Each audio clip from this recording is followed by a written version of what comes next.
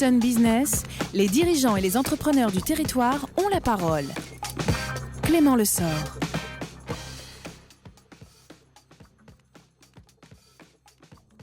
On m'entend, voilà, parfait, impeccable. Mardi 9 juin, je reçois ce matin le délégué régional du groupe La Poste. Fabien Jouron, bonjour et merci d'avoir accepté mon invitation pour ce nouveau numéro de Sun Business. Bonjour. Alors, vous êtes sur ces fonctions de représentation et de direction depuis le 1er septembre 2014.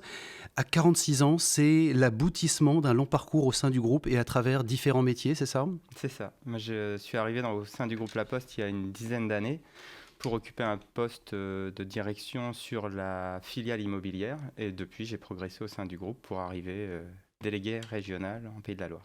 Comment est-ce qu'on passe d'ingénieur travaux, vous avez commencé votre carrière comme ça, si je suis bien renseigné, à responsable des relations institutionnelles ? Comment elles évoluent ces fonctions ? En fait, on arrive comme ingénieur travaux et ensuite on prend surtout des postes de management et on évolue au sein du groupe dans des postes de management sur des organisations, sur la mise en cohérence de plusieurs entités, sur la mise en place de collaborations constructives. Et en fait, petit à petit, le groupe La Poste est un groupe qui a beaucoup de branches d'activité, beaucoup de métiers. Et quand on arrive à coordonner plusieurs acteurs entre eux, ils nous offrent l'opportunité d'évoluer et d'évoluer à des postes intéressants qui peuvent nous ouvrir en termes de compétences et surtout les RH et l'accompagnement postal essayent d'accompagner en fait l'évolution des personnes dans des secteurs où ils se trouvent à l'aise. Et moi, il est apparu que je me trouvais assez à l'aise dans la relation institutionnelle et dans la création de relations avec mon environnement et c'est pour ça que j'ai été désigné comme délégué régional. Relations institutionnelles, c'est qui vos interlocuteurs au quotidien ? À qui vous vous adressez ? Mes interlocuteurs privilégiés, puisque le métier de base d'un délégué régional, c'est d'être garant des missions de service public du groupe La Poste. Ensuite, c'est bien d'autres missions qui sont venues s'ajouter, mais au départ, l'essence de notre poste, c'était d'être garant des 4 missions de service public du groupe La Poste, et notamment la mission d'aménagement du territoire, puisque 90% de la population française doit être à moins de 20 minutes et moins de 5 km d'un point de présence postale. Et une loi de 2010 nous demande d'avoir 17 000 points de contact en France. Donc en fait, ma relation est une relation avec l'ensemble des collectivités de la région des Pays de la Loire pour consolider cette présence postale au sein des Pays de la Loire. Les relations, quel est l'état de ces relations aujourd'hui ? Et quand vous êtes arrivé, Moi, j'ai hérité d'une situation qui était très bonne. Mon prédécesseur était quelqu'un de talentueux et il avait mis une organisation et une relation institutionnelle qui était saine, basée sur la réalité des contraintes, puisque effectivement, on a cette mission de service public, d'intérêt général. Le groupe La Poste aujourd'hui est une société anonyme qui doit être garante de ses résultats et qui est à 100% sur le marché concurrentiel. Donc en fait, c'est un équilibre délicat entre cette obligation de service public de présence en tout point du territoire et ces résultats économiques qu'on doit avoir vis-à-vis de nos actionnaires, qui sont l'État et la Caisse des dépôts.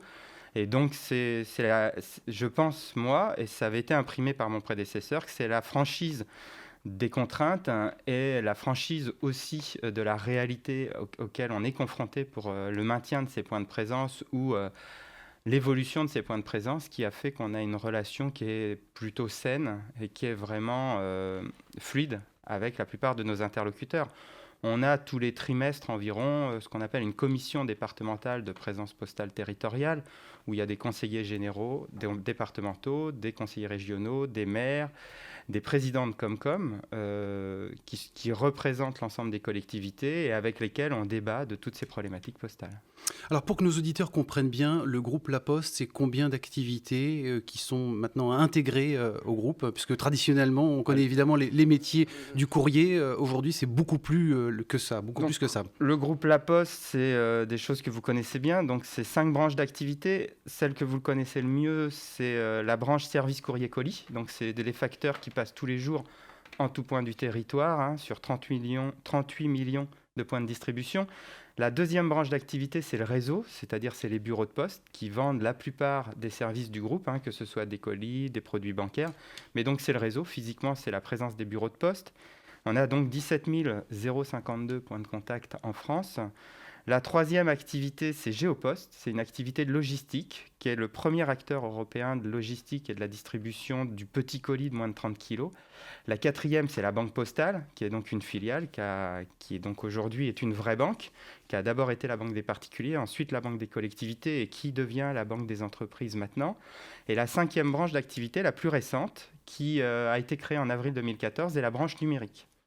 Puisque le numérique, au départ, pour nous, a été un environnement qui a induit sur nos activités des modifications assez sensibles, puisque la dématérialisation du courrier aujourd'hui induit une diminution de notre activité côté facteurs sur la distribution. Mais les facteurs aujourd'hui ont des activités aussi avec des nouveaux services du facteur.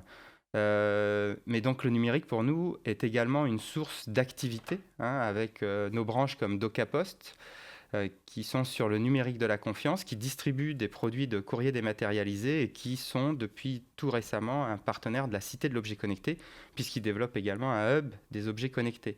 Mais le groupe La Poste, pour vous donner une image de la dimension du groupe La Poste en Pays de la Loire, c'est 14 600 postiers sur les Pays de la Loire, dont 4 600 sur Nantes, puisqu'on a la chance d'avoir 3 directions à compétences nationales qui ont été implantées à Nantes.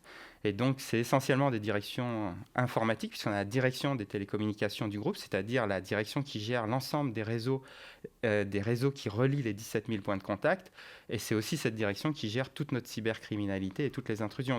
Et on a aussi tous les informaticiens de la DSI centrale. Donc, en fait, on a une présence en tant qu'entreprise qui est relativement prégnante sur le territoire. Alors, on a l'occasion d'en reparler. Les grands axes du plan stratégique pour La Poste 2020, on parle de conquérir l'avenir, accélérer le développement de ces 5 branches qu'on vient d'évoquer et conquérir de nouveaux territoires. Concrètement, quelle est la stratégie ? La stratégie aujourd'hui, c'est effectivement de conquérir de nouveaux territoires. Donc, on s'est fixé 5 grands chantiers, ce qu'on appelle des projets prioritaires communs.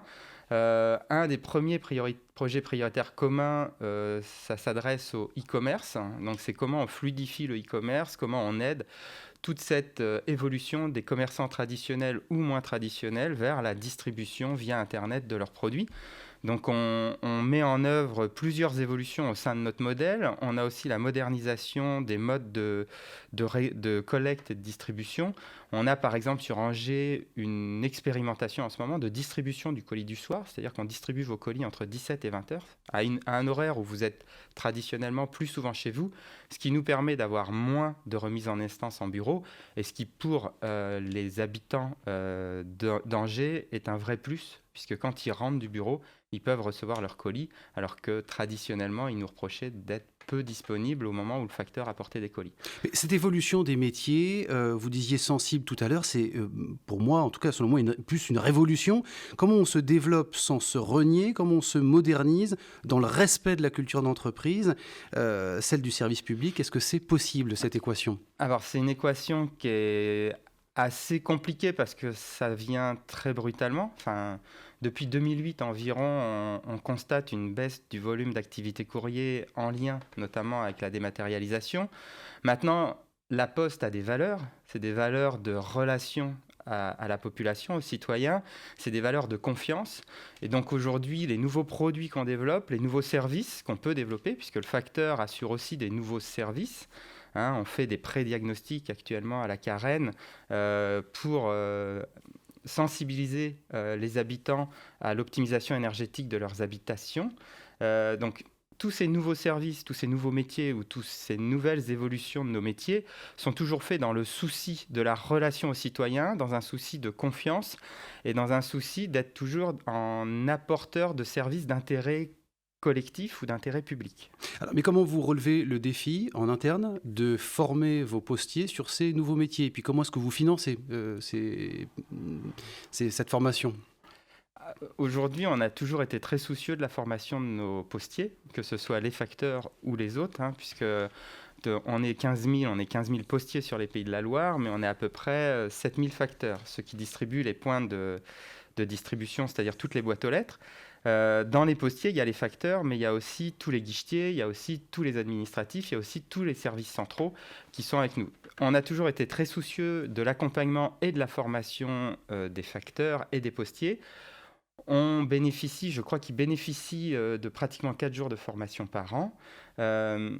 pour nous, ça devient quasiment obligatoire d'être en capacité de faire évoluer les métiers.